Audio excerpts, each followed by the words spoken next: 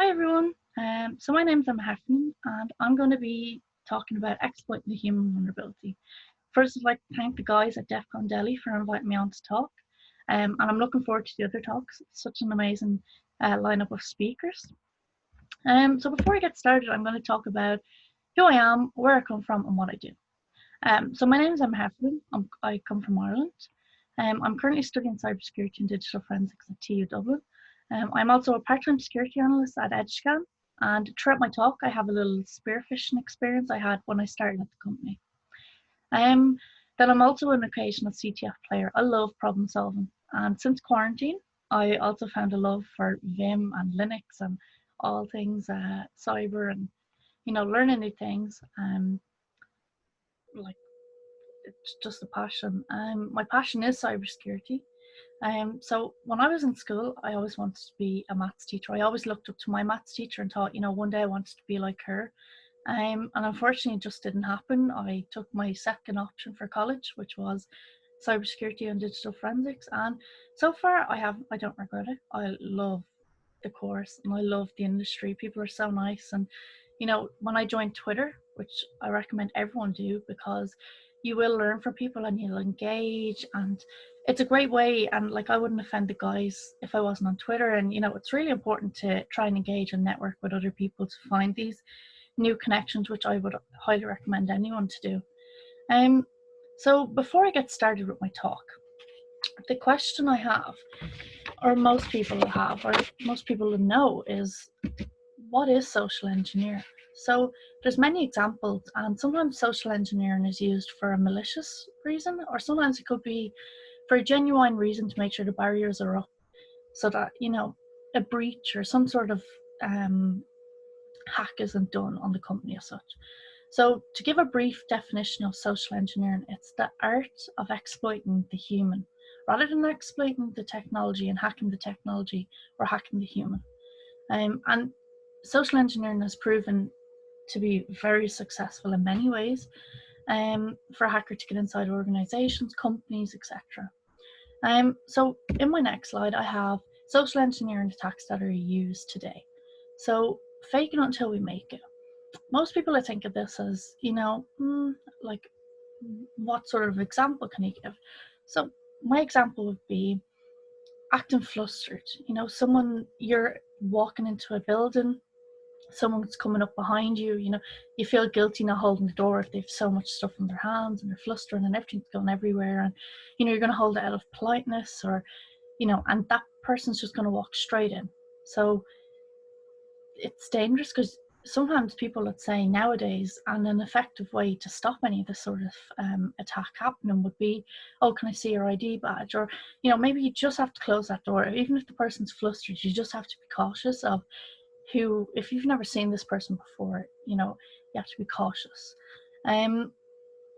So another example would be, if you're a developer, or you may not be a developer, but you pretend to be a developer and you can ring up a company security or tech support and you're like, oh, I'm locked out, can't get back in, don't know what my password is, it's saying it's incorrect, and they're like, oh, well, here's your email and here's your password, and it's like, well, I have a fresh login, I don't actually work for this company, etc., whatever it may be. Another one would be acting as if you're in charge. I'll have a few examples for each of these. So acting as if you're in charge would be like the CEO, you get an email from your CEO and they're like, oh, can you transfer X amount of money to this account? And it's like, I need it by 6 p.m. today. And it's kind of like, oh, should I or shouldn't I, and then you're going to have doubts, or maybe someone will do it and some person may fall for this sort of attack. Another one I have from college would be, so we do a refreshers week and the college get pizzas in and whatever, and some guy in our course, he had like a shirt on. We had presenting the projects that day, and he went over and they brought in all the Domino's pizza, and he just went up and picked up like 6 of them and walked, and no one questioned him because he looked like a lecturer and he had his badge around his neck, and no one was like, oh, you can't be taking 6 of those, or like he picked them up and people thought, oh, actually no, let the lecturer in. And it was funny because people thought he was a lecturer, but really he was a student. So sometimes social engineering can be a good thing. Another example, so we have next is phishing, and an example of this would be making fake websites, or, you know, tricking the user into believing it's real, which is obviously what social engineering is. So an example of this phishing recently, back in about January, so just after Christmas and New Year's and all that, one of my friends posted on Twitter saying, oh, such and such a site is having a deal. And, you know, it seemed like, oh, kind of a good deal, you know. And I didn't think much of it really, because, you know, you're in the height of relaxing and just chilling. Christmas is gone, whatever. And then I seen another guy on Twitter retweet it, and he's verified and thousands and thousands of followers. And you're kind of like, oh, well, if he thinks it's all right, then maybe the site's all right. So I went on. Obviously, I didn't click the link through Twitter, but I did Google it, and it did come up as like one or two of the top searches. I clicked on it, and I went in, and I picked out whatever shoes or whatever it was I wanted, paid for it. But I thought it was a bit weird when I went to pay for it anyway. So I used my Revolut, a virtual Revolut card, and it kept coming up, oh, this doesn't work. So I put in my real bank, to then soon find out it was actually a scam from somewhere that I won't name. But it taught me that, you know, the site was so believable that I really did think it was a legit site. So anyway, that happened.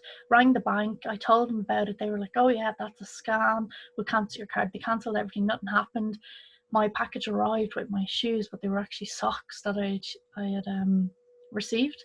So it taught me, you know, you need to be wary of what you use, regardless if it has the green lock up on the side. You need to make sure the site is legit, because it looks believable. And I know myself and the other friends all made a purchase on this website.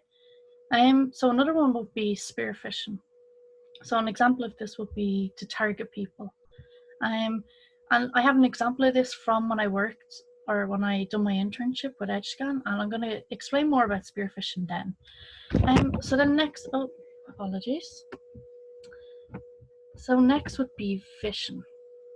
So this would be tricking the user to believe that, you know, something important via voice is happening. And I have an example in the video next, so I'll explain, or the video will explain this a little bit better. But to trick someone via voice and be pretending to get, you know, sensitive information or important personal information, and, you know, changing and whatever. And then baiting. So this would be an example of a USB.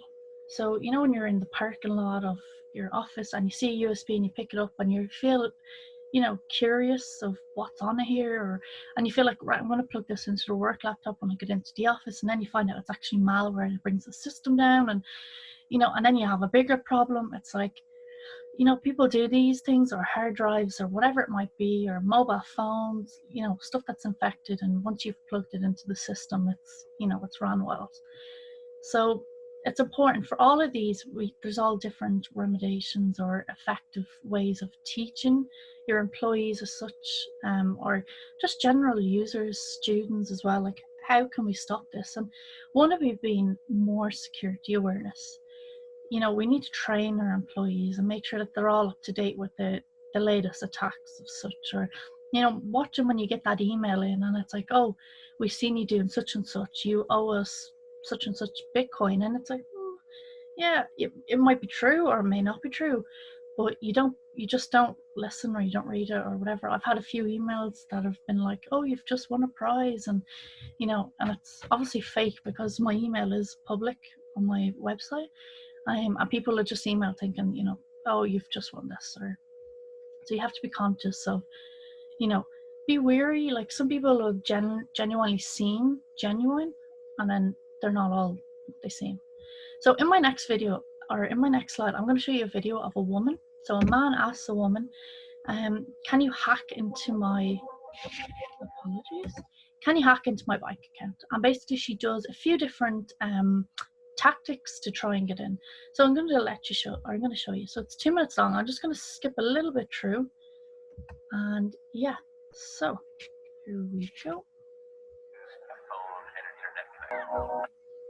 So in the video, we see that how easy it is, like a crying baby and a phone call and an internet connection, and bang, you know, you've changed someone's details. So if this woman could do it with his phone provider, what can she do with his bank or any other important information. And there's a great video by Rachel Tuback, and she done a social engineering on one of the CNN employees, and basically, I'm not even going to say anything any further. Just watch it. It's scary what she does. The guy got a middle seat on the plane, like. Yeah, so I'd recommend definitely looking it up.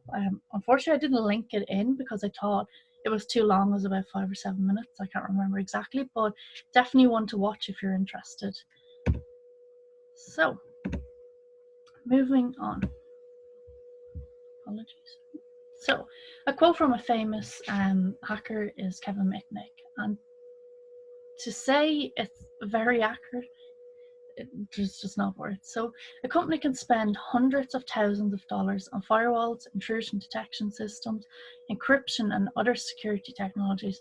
But if a hacker can call one trusted person within a company and the person complies, and if the hacker gets in, then all that money spent on technology is essentially wasted. And it's absolutely true.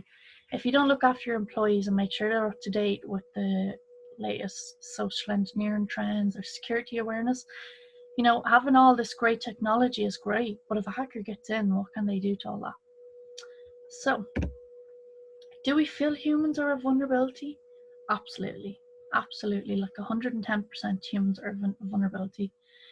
It's great having all the technology, but if the human can't comply and, you know, make sure that the barriers are up as well, then there's no point having all this extra, you know, security as such. So going on to explain a little bit more about the human vulnerability, I could have been a vulnerability to my current company. So to give a little bit of a brief, I started an internship back in May 2019 with EdgeScan, and you know, I work part-time there now just while I'm in college, etc. And it was great when I started. I tweeted about joining the company, really excited. You know, I was only in my second year of college, going into my third year, and to get an internship was, you know, it was great because not many other people in my course had the privilege of or the opportunity to get it. So I tweeted about it, and then, you know, I think about a month later, I tweeted, "Oh, I found a bug on Twitter," and it really wasn't a bug, but it bugged me. And we tweeted about it, you know, like, who can I contact about it? It was kind of trivial. It just, like, it didn't really matter. So I got like some replies from people, you know, and it was great, and people were really helpful, and I got a few DMs like, "Oh, this is what you can do, there's a bug bounty, this and this," and just tons of helpful threads. And, you know, it actually got me looking into other bug bounty programs, not just Twitter, and, you know, other kind of like a CTF or the more pen testing, etc. So, but after I posted that and people, I kind of gave up with looking more into the bug as such, even though it wasn't really a bug, but someone else was really eager to help, and, you know, the person seemed nice, so I got chatting to them. They're like, "Oh, you should do bug bounties, and, you know, there's great stuff. Can I have your email address and I'll send you on links?" And I was like, "Yeah, no, it's okay. Like, I'm happy. You can send the links through Twitter." But anyway, he found my email address through my website and emailed me them. Didn't open them, but there was tons and tons of links. Then the guy kind of got a little bit, what's the word? He had a lot of information about me that necessarily I may have put out there, but he had definitely done a lot of, you know, search, and he knew my date of birth, which is fine because it's publicly out there regardless. He was only short of asking me what my dog's surname was, you know, like that kind of. He was asking, am I married, how many kids I have, where did I live, and, you know, kind of got a bit weary, and he kept going on and trying to be helpful. And then I got one message one day, and he was like, "Is this domain, like," and obviously this domain for the company that I was doing the internship with. He's like, "Oh, what's it used for?" Obviously I didn't reply. Like, you know, if I had replied, would I have been the vulnerability in that sense of, what could this guy do to the company, or what was he going to try? And the fact I know that he was scanning the domain, because this was a private domain, it wasn't actually public, but if you scan or whatever, it may pop up, and, you know, it kind of got me like, oh, what's on the other side that URL that he could get? And, you know, whatever this guy was targeting or out to do was kind of scary. And then another day, he just kept going on, asking me weird questions, and questions I kind of just didn't want to answer, and I kind of got a little bit distant from not replying and whatever. And then he sent me a message. I'm a good hacker and I'll never hack you, so don't worry. I was kind of like, now this is the time I should worry. And to be honest, when this guy reached out at first, I didn't really look at his profile. I don't want to judge people on their profile. Everyone has their own thing, and whatever. Like I didn't feel like the need to look up someone. Then I checked out his account and I seen, Python hacker. And I'm still not sure on what is a Python hacker, but this guy kind of just got to the point where, he'd known a little bit too much. He was very involved or engaged in liking everything I'd done, commenting, oh, you're here and you're doing this and whatever. So it kind of got to the point where, right, you're being blocked. And I didn't know how to feel. I told the company, of course, and I was like, oh, this guy, and we spoke about it, and they were like, don't worry about it, like, block the guy, he can't really do much anyway, there was nothing for him to do. But it kind of got me thinking of what happens if I did say or mention, oh yeah, that is a subdomain and this does do that, or what's behind here, or some people might not be as security conscious, because I'm in cybersecurity, I was a little bit more conscious of what this guy was looking for. But if there's someone like a receptionist and they don't know what you're talking about, then would they easily say, oh, this is what this is for? And then you kind of, that kind of gets you like, oh, yikes. So it got me thinking, and I started, delving into this area more and seeing more about this sort of stuff. And I came across on Twitter, Rachel posted about a woman, or someone leaked an email and a password. So you can see here, social engineering can find your usernames on social medias and platforms or during their engagements. So in this picture, so I've just ballooned it up a little bit more, and here it is. So you can see someone added the person, but it also had the email and the password. Now, obviously it was covered for protection, but the company or the employee had posted the password in the email and anyone could have logged in. That's a vulnerability in itself. Like, this is a massive company as well. So yeah, it's a massive vulnerability. Then another one we have is, apologies. Another one we have, I have a video here now of a guy who social engineers his way into an arena for a football match. And this would be an example of act as if you're in charge. So this would be one of the social engineering attacks. So I'm just going to play it now. It's about 1 minute long. Here we are outside Yokohama, Japan's international stadium, where the Rugby World Cup final is, and I don't fancy paying. Let's go. Step 1, get yourself a blazer coat or whatever, something that looks smart, it's quite long, makes you look the part. Do it up. Step 2, get yourself a security earpiece. Over that, isn't it? Yeah. Number 3, act like you own the place.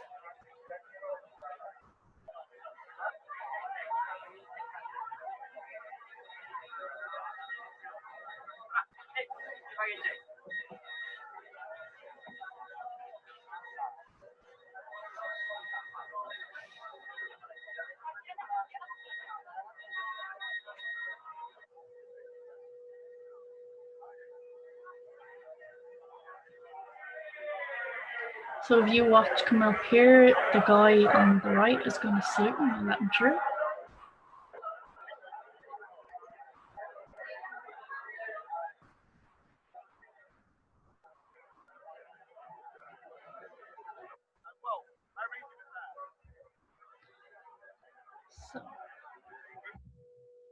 So not one person questioned him of who he was and what he was doing. And to just look, like, there are only brief examples, there's many, many more. Like, I've seen some with leaked S3 bucket credentials, etc. And you might not think it's much, but it's massive if you have a big organization or wherever the data may be behind. So what did these real life examples tell us? Well, my own example taught me that you need to be wary of who you talk online and how much information you're willing to share, or when you draw the line of saying yes or no or responding or etc. And then the leaked credentials and emails is a lack of observation. If people are going to post these sort of things, it's like posting a picture of your registration of your car, or you're always going to try and blur it out or scribble it out. You don't want people knowing that sort of information regardless. Even if you live in the same state, that's different. But you know, you're going to always try and protect as much information that you put out there. But then, you know, the guy walking into the arena, like, what does that teach us? Well, obviously it's genius at first, you know. Acting as if you're in charge is a massive social engineering attack. It happens everywhere. Most people, if you're confident enough, you'll get in. Like, you'll manipulate the guards by your look, your confidence, you know, having the extra earpiece just to show, oh, I'm in charge, or, you know, showing people that, you know what you're doing, or it's a great skill. So looking back at these, and they're only short and very basic, but is it important to invest adequate cyber awareness training for employees? And like, my only answer is absolutely. Like, if you don't make sure your employees are up to scratch and up to date with, you know, just security awareness in general, what else could happen to your company? Like, as Kevin Mitnick's quote goes, you know, you could have absolutely every technology under the sun and it could be all secure, but if your human is the barrier that stops someone breaking in and hacking your company, it's very important to make sure we can look after our employees and make sure that there is training and there is skills, and, you know, everyone's aware. So leaving you on a quote today, going off the talk, is we can patch our software, but we can't patch humans. So if the human makes a mistake, you know, we can give them all the awareness training we want, but will they listen and take it in is another thing. Will they act on it? Will they do it? Or, you know, you patch your software, it's not going to break again, or it may break, but you can patch it again. And, you know, it's not a case that you're patching software every day, every week, you know. Humans, it's kind of an ongoing thing. So we've DocMac stuff and, you know, the toy patcher. So yeah. So if you want to learn more about social engineering and more in depth, I do recommend following Rachel, Jenny and Lisa. Very intelligent people, and they're all into social engineering. You know, like, they all have great skill sets. This is what they do as a career. Unfortunately, like, I'm still in college, I'm still learning, so this talk was a little bit probably too basic for people. But I am learning, and I'm still learning from these three people, awesome people to learn from as well, but to follow on Twitter as well. So with that said, I would like to thank you for listening. And if you'd like to follow me on social media, I'm on Twitter and I'm on LinkedIn. I'm always happy if people want to reach out and ask questions. I love chatting things, CTF, social engineering, you name it. I'm still learning, so hopefully when you come to me, I won't be an expert in the field, but I'll be definitely willing to share and help. So again, I'd like to thank the guys from the DEF CON Delhi chapter for having me on, and I hope you all enjoy the rest of your day. Thank you.